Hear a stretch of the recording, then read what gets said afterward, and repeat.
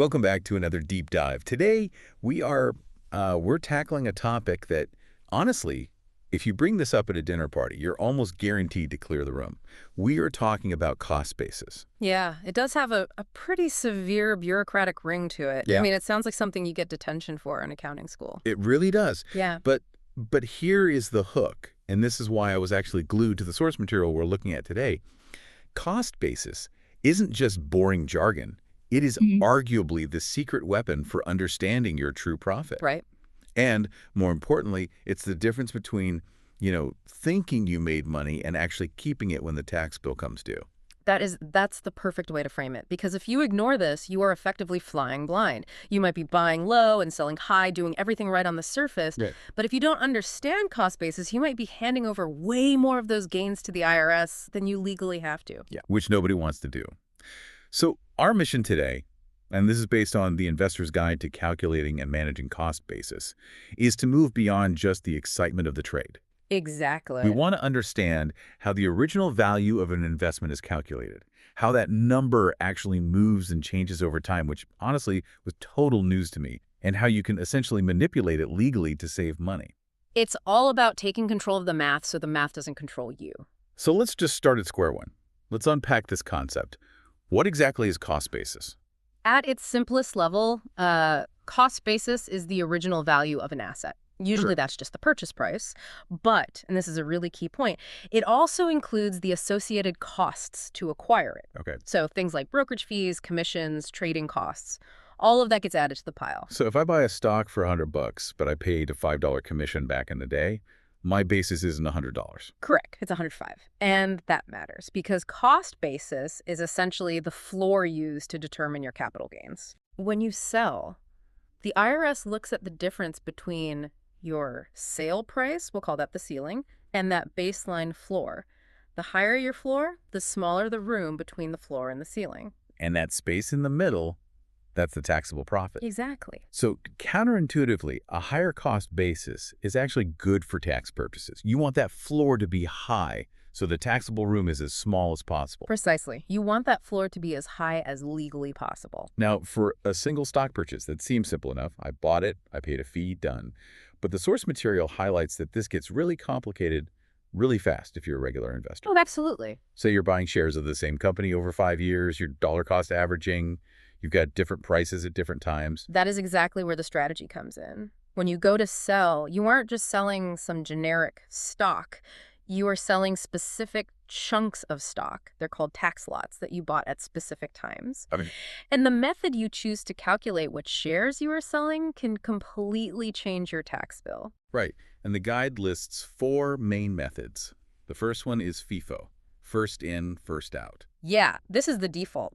If you don't tell your brokerage what to do, this is usually what happens in the background. The system just assumes the first shares you ever bought. The oldest ones are the first ones being sold. Which sounds logical chronologically, like rotating milk in a grocery store. You want to sell the old stuff first.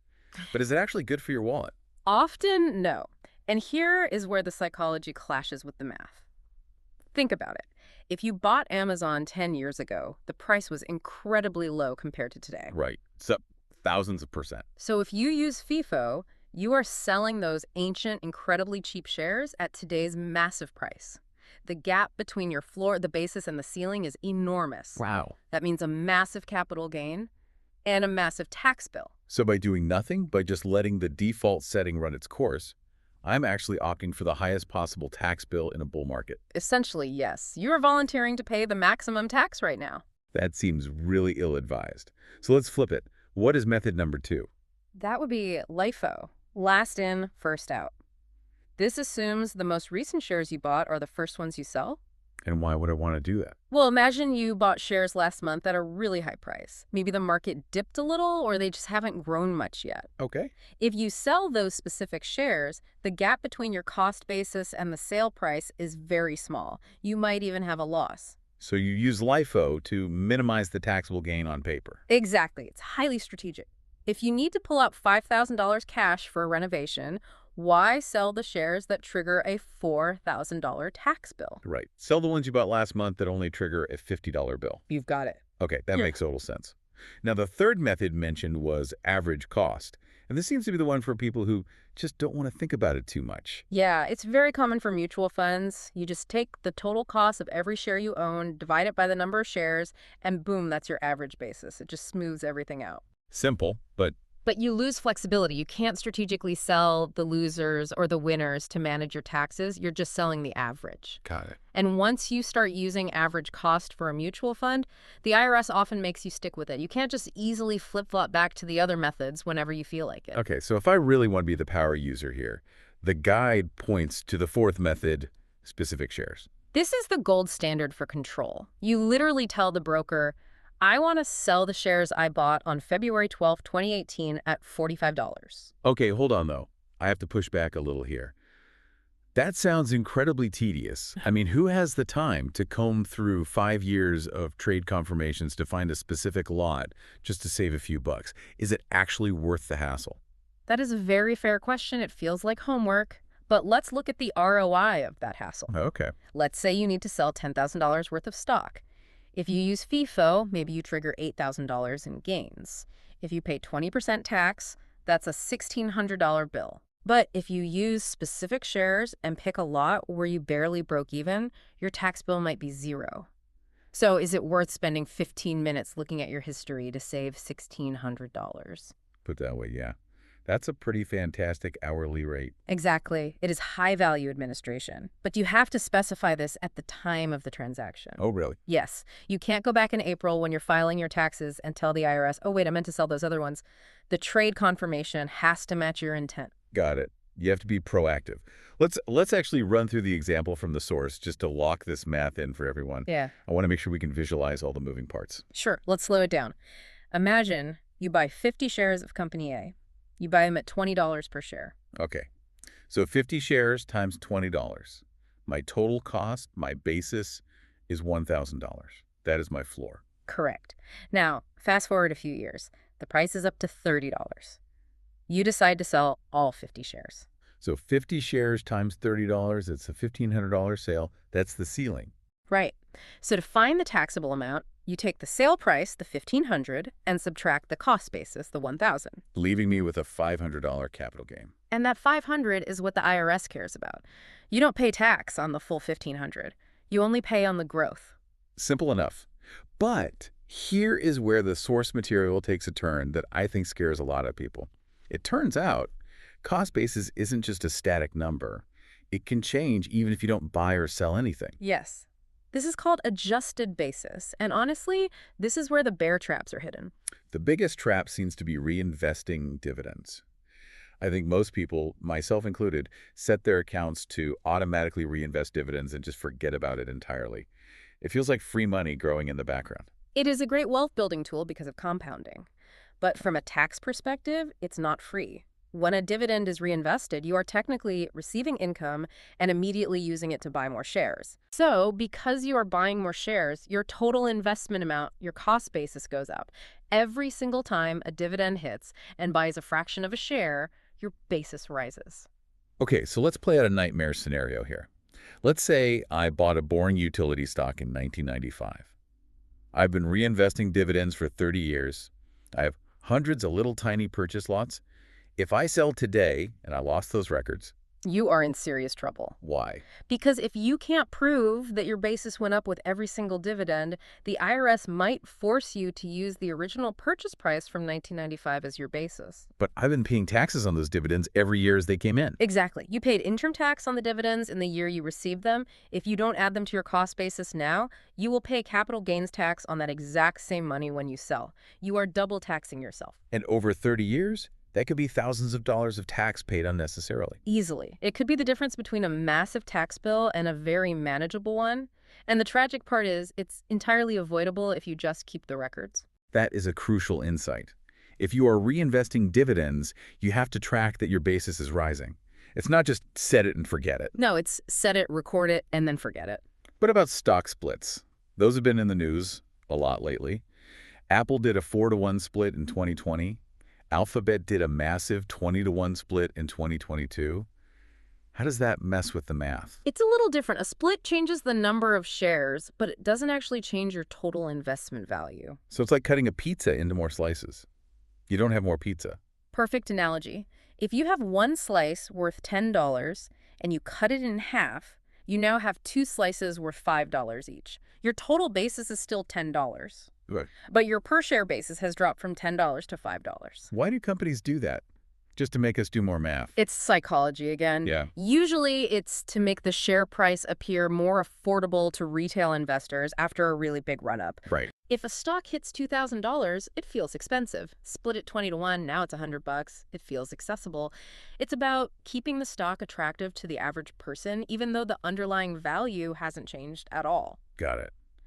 Okay, I want to pivot. We've been talking about digital numbers on a screen, but I want to talk about something tangible. The source guide brings up real estate. Ah, the big one. And I feel like the record-keeping stakes here are even higher because you don't get a monthly statement from your house. That's exactly right. With stocks, the broker helps you out. With your home, you are the broker. You are the compliance department. And the calculation isn't just what you paid for the house. You start with the purchase price, but then you add what are called additions to basis. Right. And this is very often misunderstood. So let's play a quick game here. I'm going to throw some home scenarios at you, and you tell me, does this add to my cost basis? I'm ready. Hit me. Okay. Scenario 1. I buy a house, and I spend $20,000 replacing the entire roof, basis or not. Basis. That is a capital improvement. It prolongs the life of the property. Okay. Scenario 2. A baseball goes through the living room window. I pay $300 to fix the glass, basis. No, that is just a repair. You are just restoring the house to its previous condition. Interesting. Okay, scenario 3. I paint the nursery blue. No, paintings is usually considered maintenance. Scenario 4. I decide to upgrade all the single-pane windows to high-efficiency triple-pane glass. Basis. That is an upgrade, not just a repair. Okay, so the rule of thumb is, does it add value or prolong the life? Exactly. If it's an improvement, it adds to your basis. If it's just keeping the house from falling down, it's usually maintenance. And why does this distinction matter so much? I mean, who really cares if my basis is higher on my house? You care because of the generous exclusion. This is one of the single best tax breaks in the entire U.S. tax code. I love the sound of that. If the home is your primary residence, meaning you live there for at least 2 out of the last 5 years, you can exclude a huge chunk of profit from capital gains tax. What are the numbers? If you are single, you can exclude $250,000 of profit. If you are married filing jointly, you can exclude $500,000. That is massive. So if I bought a house for $300,000 and sold it for $700,000, that's a $400,000 profit. If I'm married, you pay 0 capital gains tax on that sale. 0. 0. But, and here's the catch, what if your profit was $600,000?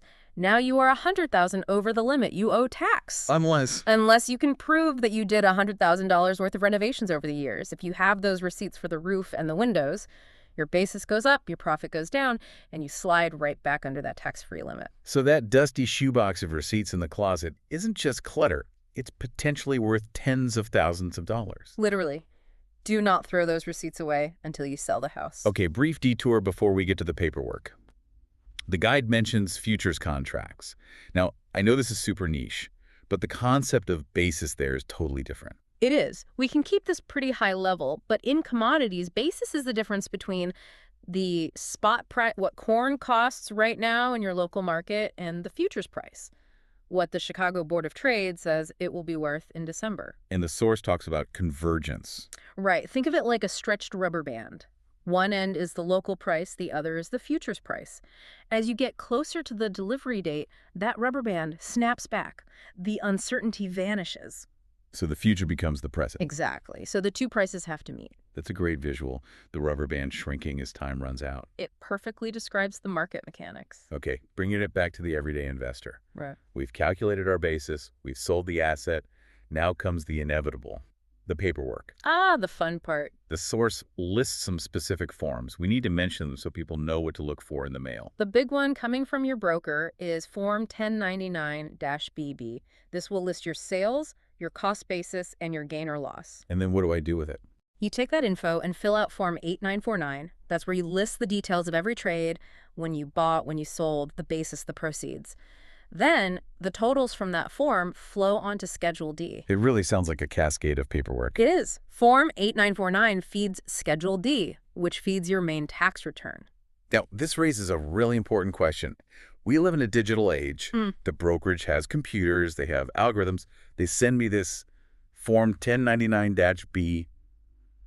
Can I just trust them? Can I just copy the number they give me and assume it's right? The short answer is no. That is terrifying. Why? It is the reality. The IRS holds you, the investor, responsible for the accuracy of your return, not the broker. But why would the broker be wrong? They handle trillions of dollars. Think about the history of banking. Mergers and acquisitions happen constantly. Bank A buys brokerage B.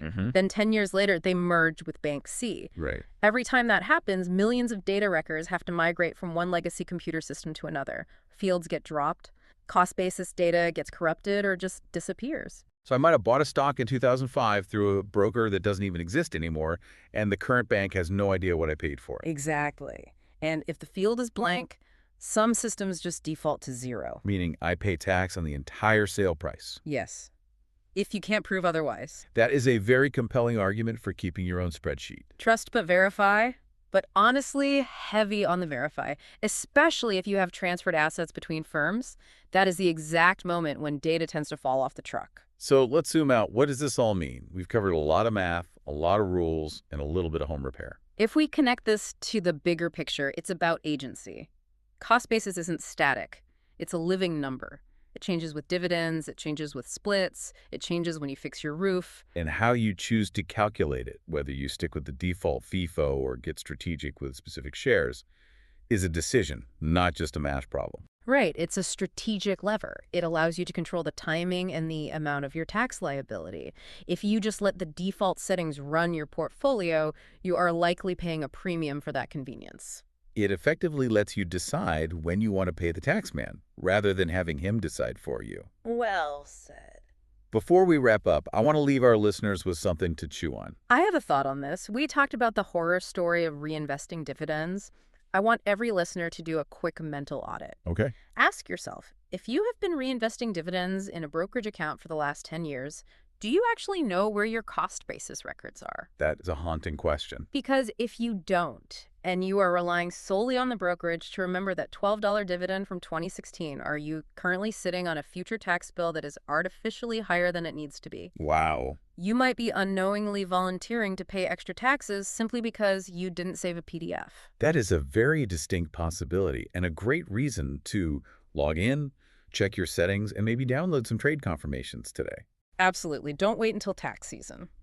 Well, on that note, we're going to wrap it up. Thank you for joining us on this deep dive into the world of cost basis. Yeah. Hopefully it was a little less painful than doing your actual taxes. Hopefully. Thanks for listening, and we'll see you on the next one.